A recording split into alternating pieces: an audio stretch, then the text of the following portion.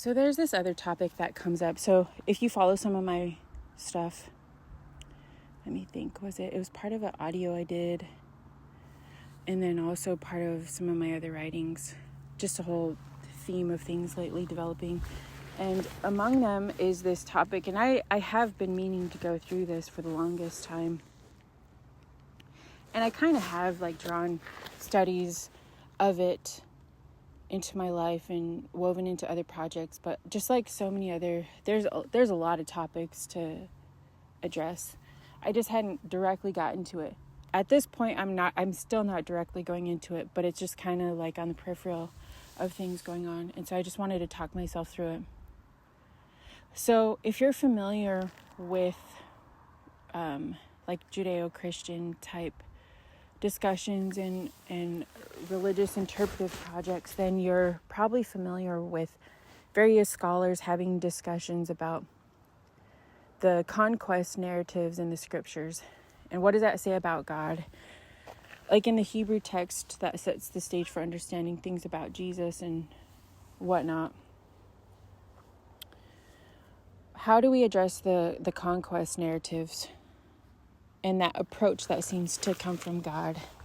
So basically, the summary of it is, it comes across as, and this has been some of the interpretation that people are grappling with, it comes across as God demanding the Israelites to go in and conquer certain lands.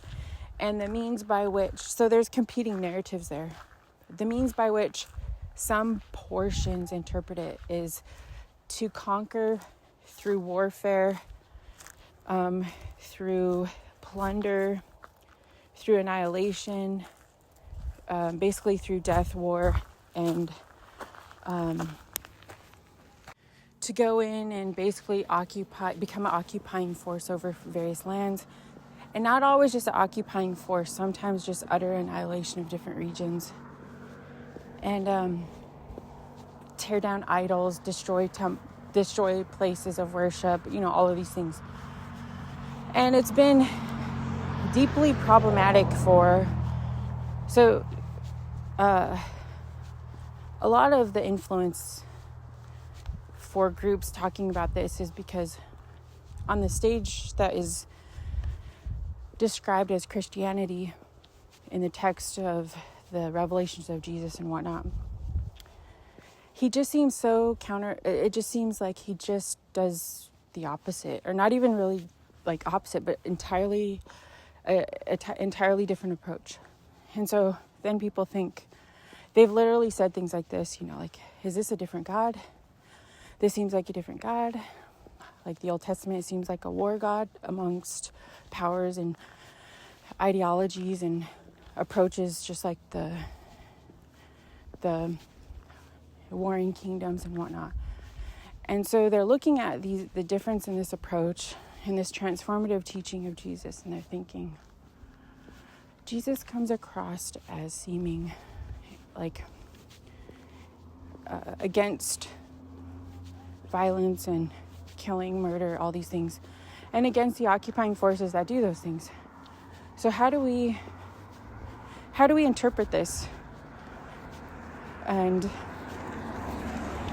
so then it kind of gets into these really intense discussions where people will say, we just have to throw out the Bible. There's just too many inconsistencies, and it contradicts itself, and God seems to say this in this sense and this and this. So it's this huge discussion, massive, it's been going on, and then people kind of for generations, and people will then take on certain portions, but then the question a lot of times is how do you ever transform these powers, these world powers? What would be other methods of approach to people? How do we justify and try to defend the eternal, unchanging attributes of God, but then justify what seems to be the error of what God said about people? So it's this huge discussion, right? So you already kind of heard a little bit of how I kind of approach it. For one, I kind of introduced the idea from some of the passages that once groups enter into a skewed system or a type of framework that's kind of off base, they then start approaching ideas and interpretations of God through that error. And that's even in scripture. There's verses that say that. And so then it reads as though they start. So what we kind of start to find is that the story becomes this long story that reveals how people become confused.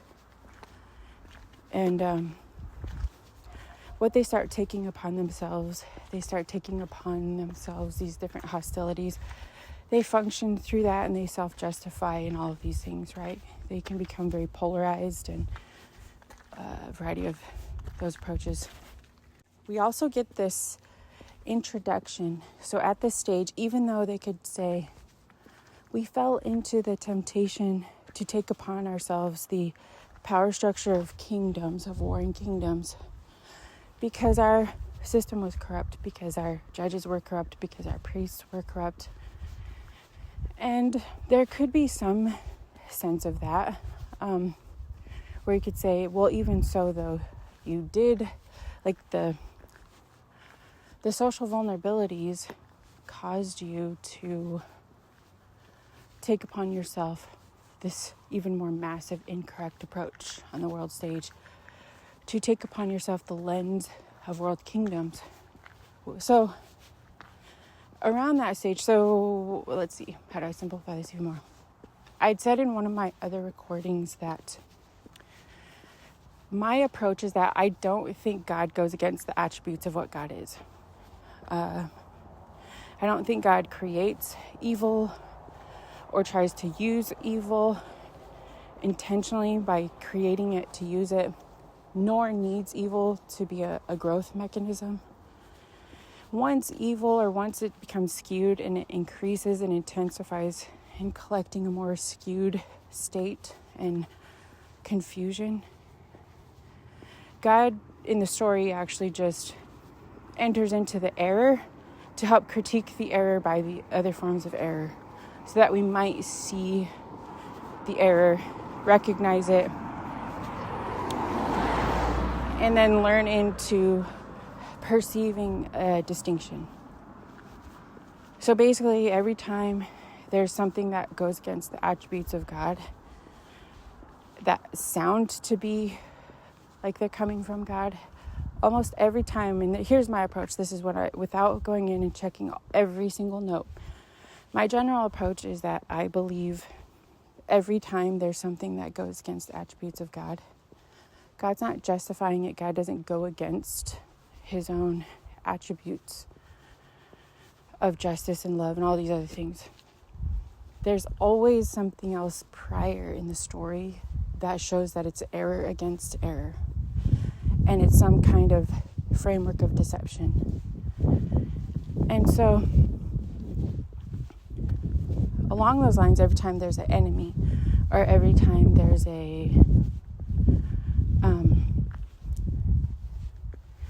suggestion of these improper world warlike kingdom approaches, there's an error there. So it's not saying do this, it's saying you think that you're to do this because there's a previous error there. That's why you try to justify God at that stage. Anyway, so if that were the case, I'd gone over some other examples and it so far checks out. Like there's always a story prior to that. So another story that I was thinking about, which is actually used a lot in the media,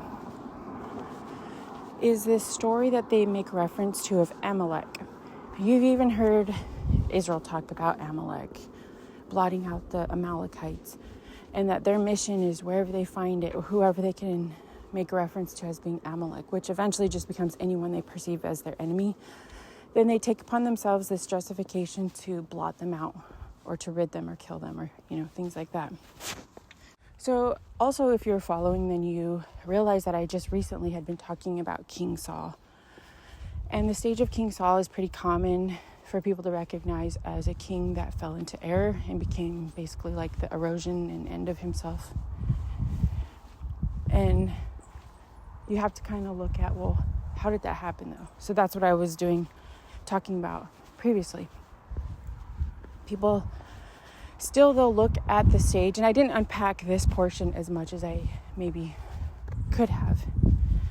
And so I thought I'm going to go back to that passage because I know that I set the stage for where I was getting with it, but I'm pretty sure some people that make reference to the actual stage though, where it really does seem like God is making reference to finishing the work of the Amalekites and blotting them out, and it comes across as Saul doesn't do that.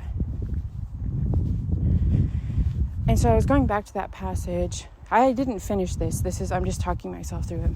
I was just kind of like glimpsing over a variety of other passages too. So that portion though, where Saul then is called to go blot out the Amalekites or something to that effect. If you look at the reference, so there's like I was saying, there's a previous story there. And the context at this stage is that so there's kind of like a major gaps between the chapters where it skips like a significant amount of time. So there's this portion previous where it's made apparent that Saul and Jonathan are at odds, and he's making these certain claims, but he doesn't really remedy it. And so it kind of portrays at this point with his confrontation with Jonathan, he doesn't really remedy it, but he recognizes that it's an error. He knows it's an error. So it's documented that it's an error, but he doesn't stop it. And then it switches to kind of portraying how Saul goes on, likely with his son and various ones, and they continue that trajectory.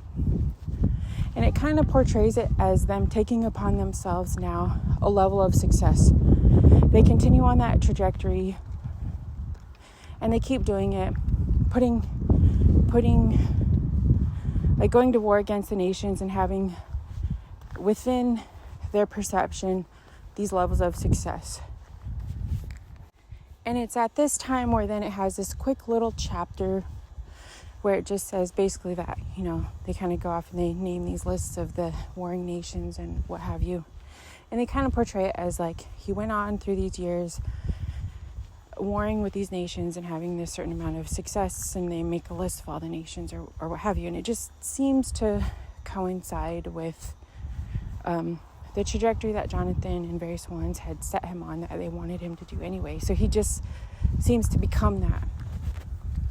Then the next chapter switches, and this is where you get this introduction where then he's called seemingly and suggested to have reached a point where now he can return to this battle against Amalek. So then he's called to go and blot them out, or it seems to suggest fulfill that the previous story's documenting of events. So he goes in and he goes to war against them. And this is the more of the example of the portion that scholars and various ones discuss about. So it really does read as though, so you could kind of read it as though he was in error 2 chapters back with Jonathan, and then the next stage he redeemed himself by going and plundering all these nations and being successful in war in line with what Jonathan wanted. And then he reaches the point of taking on this ultimate battle of unresolved issue with the Amalekites that happened previous when they're coming out of Egypt in previous generations. So now it's like they've reached that point, and now they have to take on this ultimate rival. And then he only partially does. He kind of goes to battle with them, but he doesn't entirely annihilate every single person and put every single animal to death. So it's not like a entire blotting them out of all history or anything that they've associated with, like tearing down all of their stuff and even killing all of the people and then killing all of the animals. Because then it comes back to what seems to be this conversation with God. It seems to come across as like God rejects him. Like this is the stage where God rejects him and then sets up a new leader to eventually replace him. And so that's where people read these portions of God wanting this ultimate disposal of all of these other nations down to every last structure and animal. And that this is why he becomes rejected as king, and then there's another king. So you can see why this section is really problematic and seems inconsistent. You know, like he wasn't doing the right thing.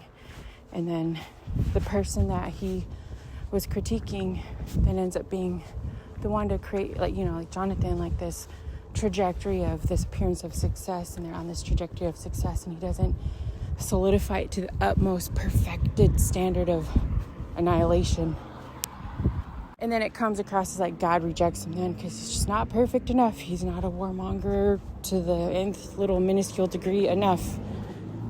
Which then confuses people when they look at the other passages, like in the prophets, when they say, like, I wanted mercy and not this, and da-da-da-da. This is confusing because it does seem to come across in passages like he did want them to do this. What's also interesting, though, is later it does come across as like the hesitancy that Saul always seemed to kind of have was actually what later on it seemed like God wanted. It's like I wanted to work with that hesitancy there. But he would just keep going with the other groups that were leading this onslaught of this perception of victory and interpreting the idea of God like that. So then what it kind of causes you to think about is, if you do have that sense of hesitancy, you know, like, well, something seems wrong about this story. Like some groups are trying to recruit them to be even more intense on this annihilation, and it proves that this is the vein of success, and it's like, I don't know, something seems wrong about that. So then when you look at some of the indicators, so you're like, okay, a major indicator here is it brings up Amalek. At this time where you actually can start seeing that Saul was in error. But people are confused as to what kind of error, as I was saying. So when you look back on the story, like, where does this Amalek character come up? And people also seem to assume, because I remember reading children's stories about this too, that when the Israelites got in this war with the Amalekites, that it was just purely justified. But what's interesting there, and maybe, you know, and this is where I'm thinking there must be more to this story here.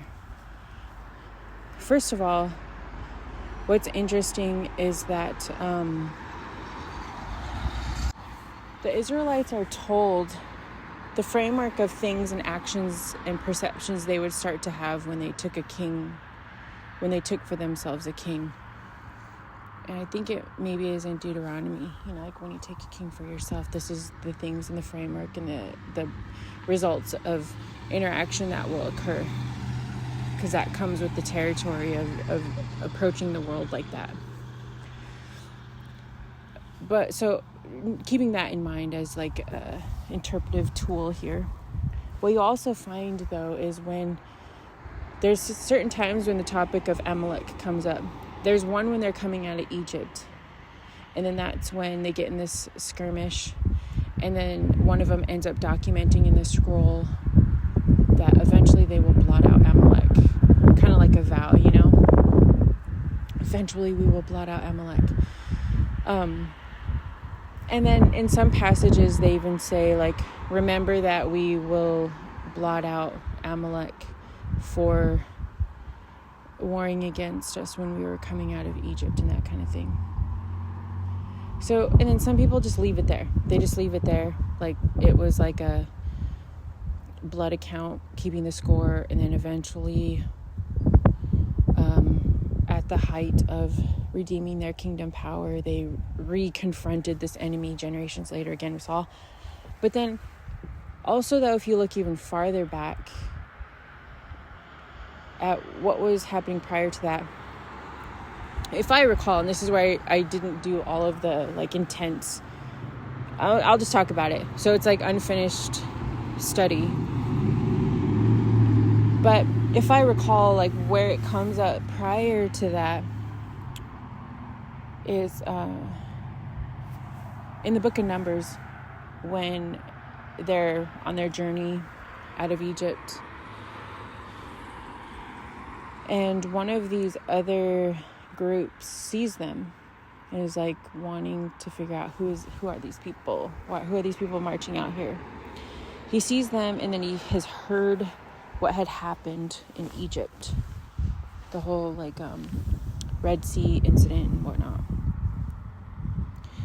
So as he sees them in this distance, setting up camp and coming through the wilderness, he calls a seer or somebody to come in, and he says, prior to them getting here, can you come into my dominion and put a curse on them? So let's put a curse on the people. There's this whole thing that happens, and so it's kind of like somebody bringing in someone to put either a blessing or a curse. There's a lot of language of that in the Old Text and whatnot. And eventually this character that's called to do that, he gets confronted by this, some people say an angel, some people say it's something else, but some entity comes and intervenes because he's on his way. He keeps getting called to go to this guy and to put a curse on these people that are approaching their kingdom. And so he ends up having this confrontation, as I was saying. So he's kind of on his way there. He's going to go there. And this, people will say it's either an angel or some other character interrupts his journey and basically tells him not to go and do the thing that he is being called to do. Basically don't go and try to put a curse on them because they're blessed and there's a calling on their life to do this thing, or on their purpose of what they're about. Basically, don't enter into trying to put a curse on them. So this person, the seer, then goes to the person and they're okay, you're here, let's finish the business, let's put the curse on them. And then he tells the guy, he's I can't put a curse on them. I got, I something to that effect. There's a lot more to the story. Basically, he's just I can't put a curse on them. It'd be an error for me to do so. And so what comes across, and people refer to this a lot, he ends up they go onto the mountain, and what he ends up doing is he's saying all of these things about them. He proclaims this word over them, that they're going to do all of these things and be victorious, and somehow or another some reference to Amalek and stuff like that. The guy then is what are you doing? I called you here to curse them. This sounds more like you're blessing them, you're giving them a favorable accounting or a favorable word or whatever. And then he kind of explains, I don't feel like I can put a curse on them. What's interesting, so there's more there, but that's kind of the gist of it. What's interesting about that stage, though, is that a lot of people will refer to it as truth. He had a God intervention, and so he ends up prophesying a truth over them. And that's kind of how a lot of people interpret it. And who knows, maybe that could be. I'm just supposing here. I'm just looking back on the story. But what's interesting is right after that passage, they do that. Then it talks about Israel falling into the sin of their dominion, of that group's dominion, and seeing it favorable or something to that effect, and taking on that yoke upon them. And so at that sense, it almost reads as though they had somehow gotten word of that good word. And so they put themselves in the dominion of that seer. Like, we will accept that word. That is our word we're placing on us. That gives us vision and direction. And a lot of times, even when people read the story, as I was saying, that's what they interpret it as. They read it as though, well, how could they justify that? Because this was like, this seer was called from this quote unquote corrupted nation. So they're probably a corrupted seer doing the bidding of false like curses or things like that. Playing the role of God, not reading the times of God, but playing the role of God by putting curses on people and whatnot. But some will justify it and say, no, he had a conversion before that. That's what that entity that was blocking him was. And he then had a pure word. It was a word of truth over Israel. And that's why Israel entered into accepting it as a prophecy for them. But it doesn't seem to quite read like that. So like the next chapter, it says like Israel falls into like, they place their yoke on them. They accept that word. They accept that direction. And it reads as though it draws them into sin. So what's interesting about that stage, it seems to portray that the perception that they're at the time draws them into error. And so it's kind of interesting to think that when people read that portion as like a word of truth proclamation that they take upon themselves, the reading of those times, even though maybe there's a partial truth to it, like he had gotten a partial truth from whoever said, like, don't curse them, bless them. But he blesses them in a way that is perceived to the other opposition as like a blessing, because it seems embedded with reading the times of hostility in the region. So what's interesting about it is like reading the times of the framing of the wars at that time. So the word of what is perceived as a blessing from their perspective is placing on them the wars of the region to some degree, or the tensions of the region, or something to that effect, or some unresolved stuff there. And you don't see that Israel then steps aside and is like, no, let's read the direction that we distinctly need to go, not in just reading the times of what are the present tensions or what have you. Anyway, though, the idea there that I was thinking was maybe that was wrong. You know, even though he comes across as like having had some corrective measure to not curse them, maybe he gives them like a skewed word and they accept it and they take that yoke upon themselves. So what's also interesting though is sometime around the time they're struggling. They're like struggling through living out their revelation and like what they're called to do and whatnot. And so even at that point in time, some of the beginnings, and there's like previous tensions, but some of the like beginnings of perceiving these tensions could be them falling into some of the error that's going on. And so then you find later it's like, so even the idea of Amalek could also be this like name of an indicator in the story, because I had started to see like other times where a certain name would come up where it would kind of indicate different stages of transition. And so maybe some portions of this reference of Amalek could be showing itself at times when they are in a state of weakness and false perceiving.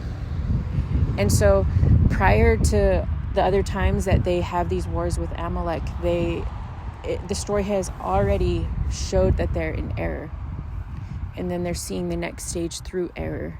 And then they are enacting a type of achieving success through the accomplishment of that error. And so that's almost every time that Amalek comes up, that is the framework of things going on. There's some type of framework around them that is in error.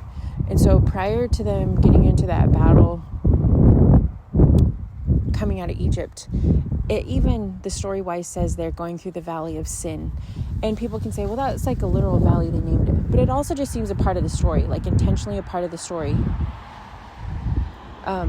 That they're journeying through the valley of sin, and that they were like putting pressure against Moses and the leaders, and and wanting to go back to Egypt and not wanting to do this task. And so then the story just portrays like they're kind of in sin and they're not seeing the spiritual calling, and then they become susceptible to the wrong battles.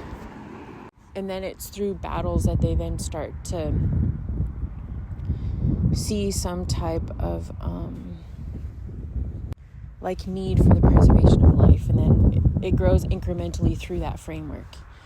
What's also interesting though later, so following through with this whole theme of Amalek seems to go back to generations and generations where they had taken upon themselves this improper, what at the time became this like framework of divination, of blessing and curses that comes from world powers, world kingdoms, at least even in the story.